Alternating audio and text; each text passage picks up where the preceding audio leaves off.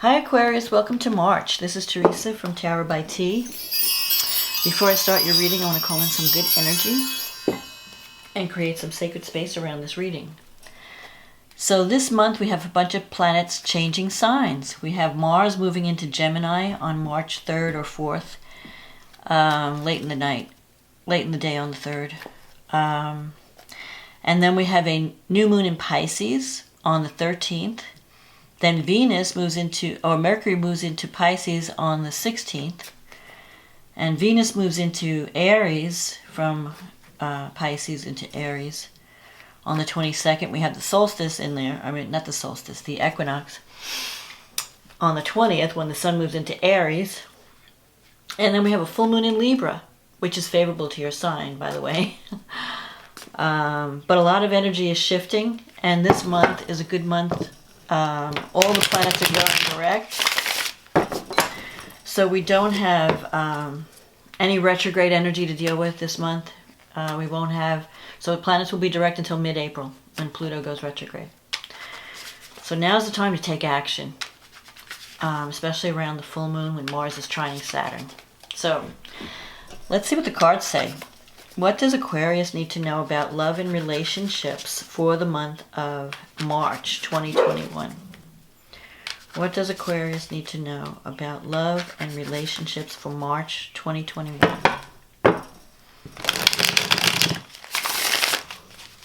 What does Aquarius need to know for love and relationships March 2021?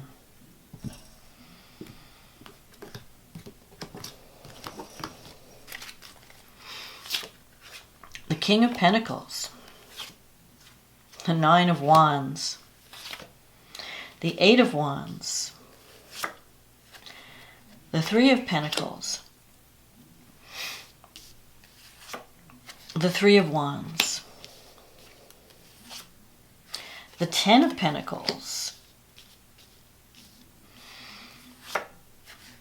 the Ten of Wands,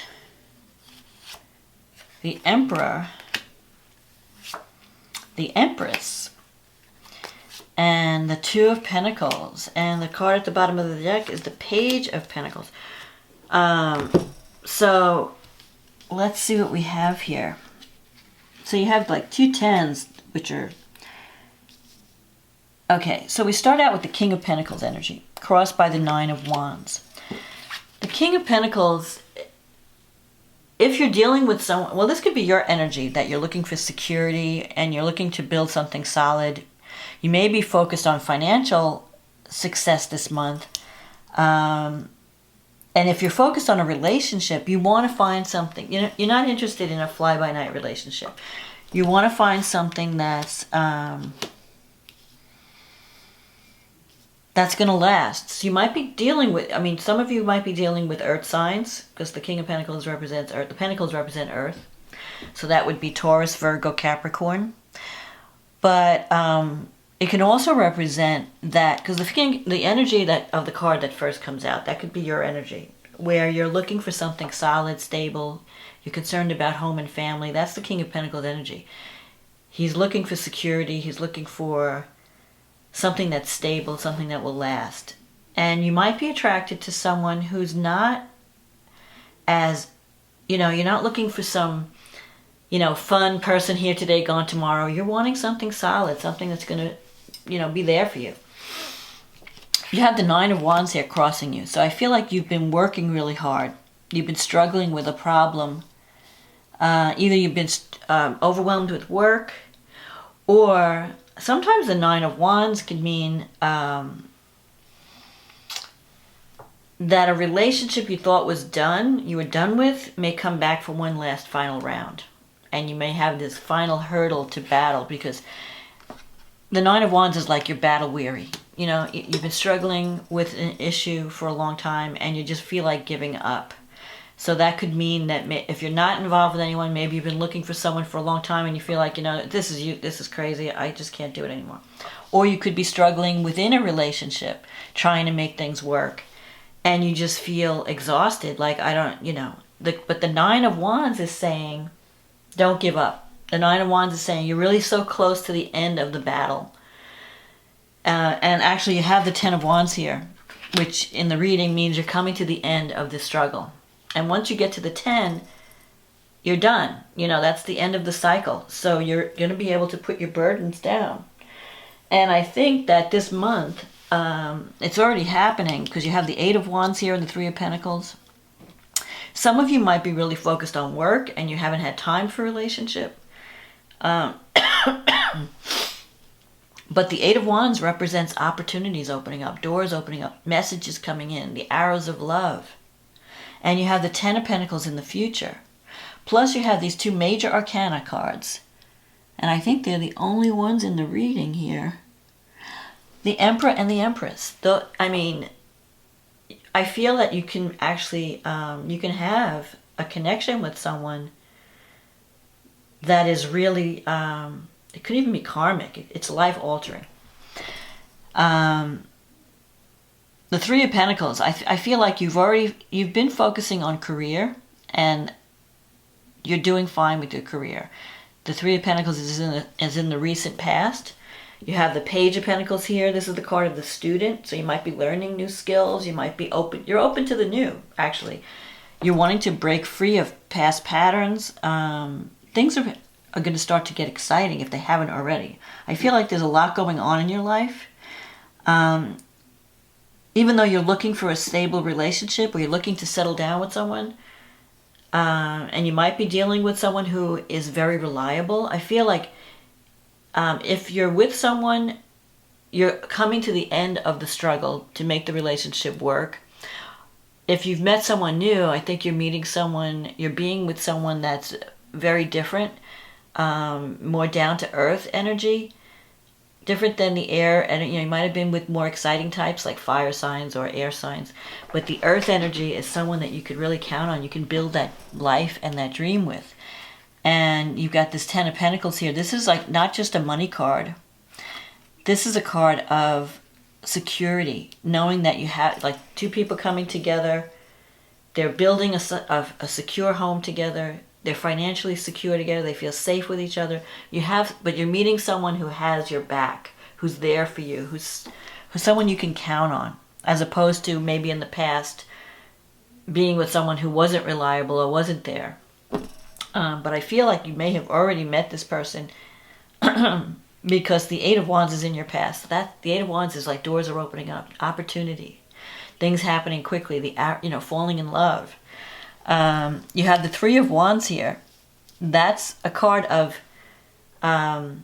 energies coming back. Like you may have planted some seeds. You might be going out there and, trying to, putting your energy out there, and it's going to start to come back. You're going to see the results of all your work, your struggles. The Nine of Wands, you may have to stand up for yourself and defend yourself. You may have to deal with an issue that you thought you were done with, and it comes up with it's like the final battle. Once I deal with this, I'll be done, and I can then move on to this new beginning with this wealth card. I mean, the Ten of Pentacles. I feel like for you, a lot of time, I feel like you have a lot of career success surrounding you and financial stability, financial abundance. So it could be because you're meeting someone who is providing that, because the King of Pentacles has money. He could be an entrepreneur, someone who owns a lot of land. He deals with real estate, he deals with finance. If it could even be you, that you're buying land or you're starting a business. The King of Pentacles can be an entrepreneur. So now you have this Ten of Wands in your fear sector.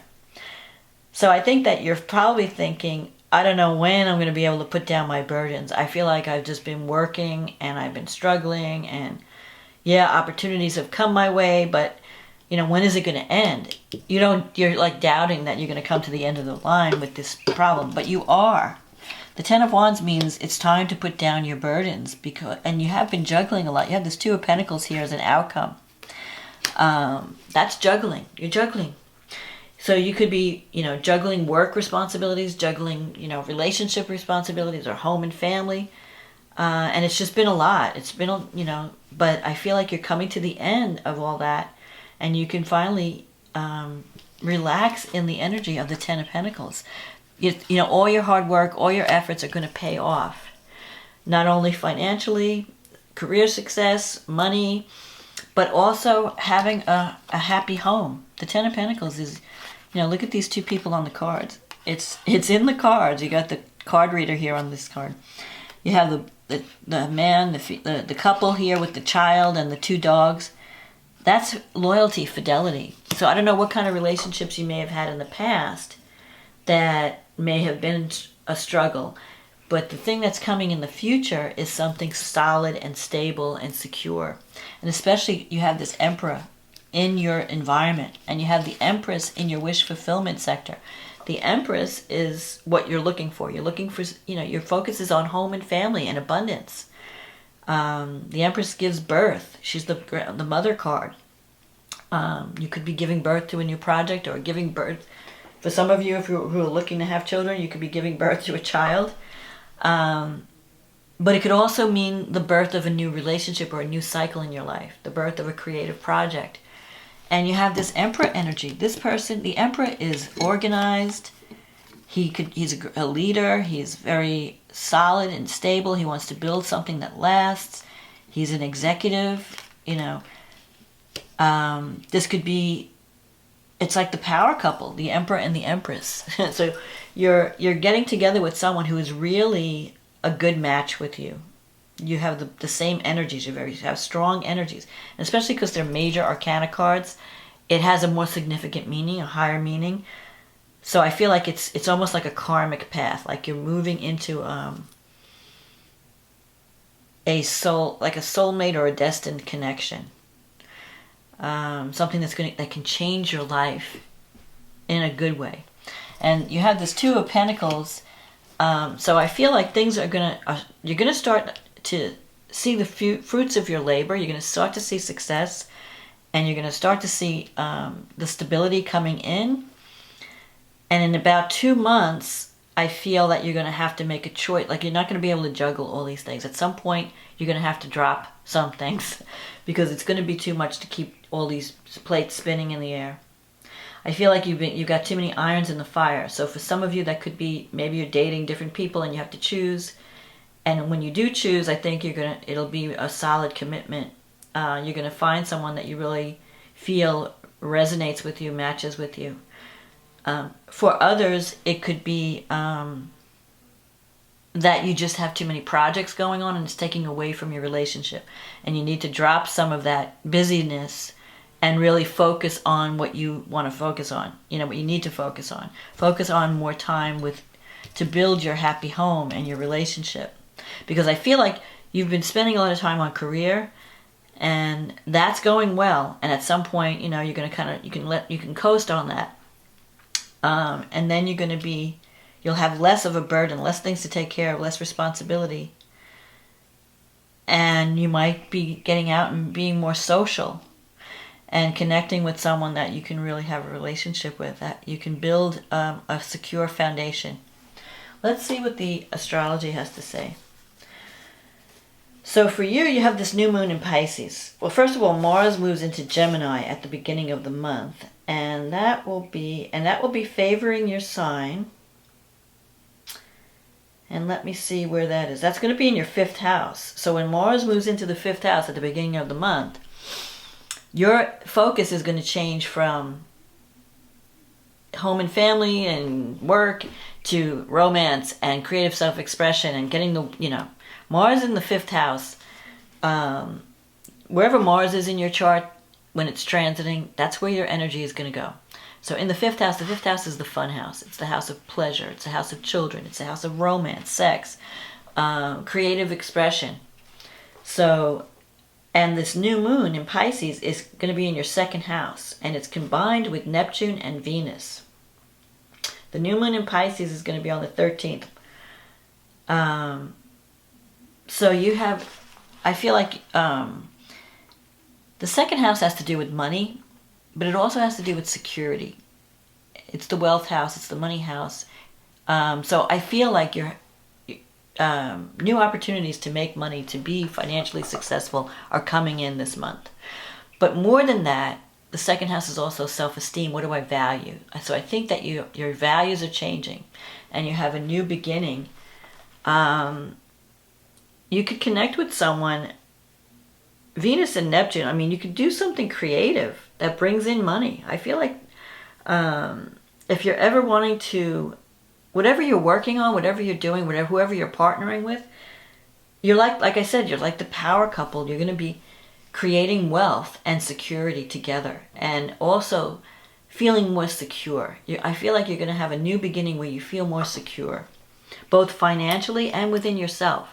Like, I'm getting paid what I'm worth. I'm valuing myself. I'm receiving love. I'm receiving money. Saturn is in the first house with Jupiter. So Jupiter is your guardian angel all year. Jupiter's going to be in Aquarius all year. It will dip into Pisces a little bit over the summer.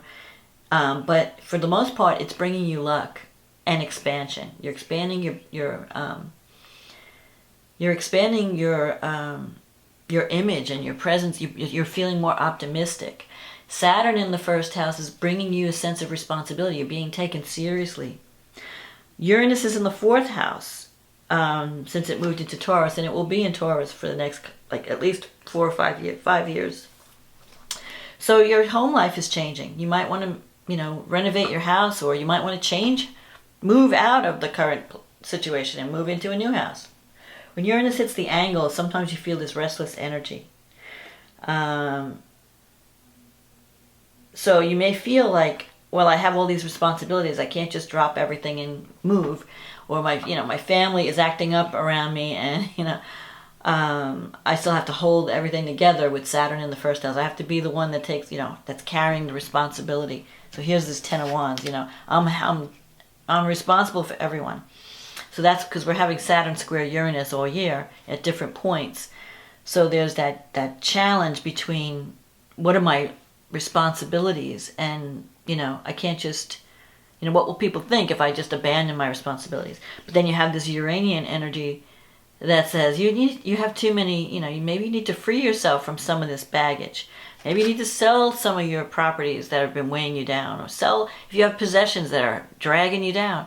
Get rid of them, sell them, or if you have family members that are, slowing you down, that are making you feel stuck in the mud, you need to break those ties or bring fresh air in. You need more freedom at this time. Wherever Uranus is, that's where you need freedom. And Uranus in the fourth house, you need to free yourself from some childhood patterns or family patterns that are probably still affecting you. Mercury is in Aquarius at the beginning of the month, and it's in your first house.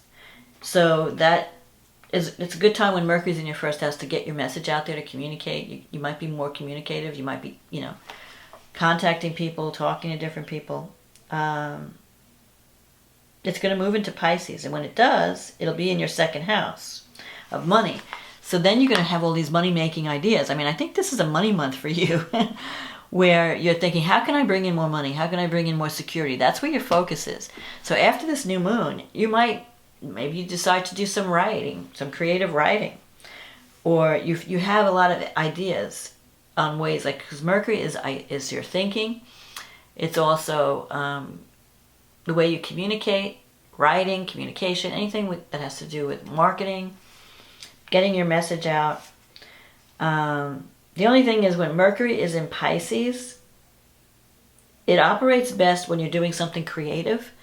But when you're not doing something creative, it can confuse your thinking. So you might want to, if you're signing any contracts that involve money, any kind of financial dealings, read the fine print and think, get your lawyer to check over the details before you sign on the dotted line. Don't get involved in crazy investments. Somebody says, oh, you can't lose, get this stock and you'll be a millionaire in a month, Just don't check all the details when Mercury is in Pisces, because you might not be thinking clearly. You're thinking creatively, but you may not be thinking practically or clearly when Mercury is in Pisces. So then, let's see what else. Oh, Mercury is also making a contact to Pluto in your 12th house at this new moon So I feel that with Pluto in the 12th house, you have a lot of baggage to get rid of. You might have some repressed rage or anger that you need to deal with. Maybe you need to talk it out so that it's no longer controlling you. You might have some power struggles with people behind the scenes, or you might be working on some project behind the scenes that's really going to be transforming your psyche in some way. It's really a good time to go through some kind of therapy when Pluto's in the 12th house. 12th house is also hidden enemies. So, but it's hidden enemies, so there could be a powerful person that you may feel is working behind the scenes against you. But it could also mean you have your own blind spots that sabotage your success. And that can be like misplaced anger or misplaced rage. You may have some wounds that you have to dig deep to find and to heal. And they may involve family patterns. You have to, look at that, release it, and be freed from it. Because that's what Uranus is going to try and help you do. So then we have Venus moving into, well, first we have the Sun moving into Aries on the 20th. And Venus moves into Aries like a day or two later. And that's all happening in this full moon is going to happen in your 3rd house in Aries. And that's going to be on the 28th. So you have that, this is the travel house. The moon's in the 9th house. The Sun and Venus is in the 3rd house. It's the house of communication. It's the house of long distance travel. You might be thinking about going back to school, or either you're teaching. You might be developing a new teaching program if you're older and you have a lot of wisdom to share. Or if you're younger, you might be thinking, well, I need to brush up on some skills. You could also be deciding to travel as things open up. You might be completing a class or completing some kind of training program, or completing a marketing or communications project. The full moon brings everything to the surface. So anything that's been hidden is going to come up to the surface. The 3rd house also involves siblings, relatives, your local day-to-day, your neighbors. So with the Sun and Venus there, you could be getting along better with siblings. There's greater harmony there. If there's love coming into your life, it could be that you meet someone just from running around the neighborhood, because 3rd house is your local environment. Now, Mercury and Neptune are going to come together in your 2nd house during this full moon. Mercury's at 19 degrees, Neptune's at 21. So before the month's over, Neptune in the 2nd house, and it's been in your 2nd house for a while, so you might have seen a lot of money flowing through your fingers. Neptune dissolves whatever it touches, so it's dissolving your money. Like, you don't really care. You're letting money just, it's like you're not giving it a lot of thought. You're thinking, well, I just want to do something creative, and the money will come. Do what you love, the money will come. Well, when Mercury connects with Neptune, the only way that it's usually beneficial is when you're doing something creative, like writing poetry, writing, music, doing some kind of artwork. But when you're doing something practical in the real world, it can bring confusion and deception. So that's why I'm saying watch your money this month. Don't make any weird financial decisions. Don't go for any get-rich-quick schemes.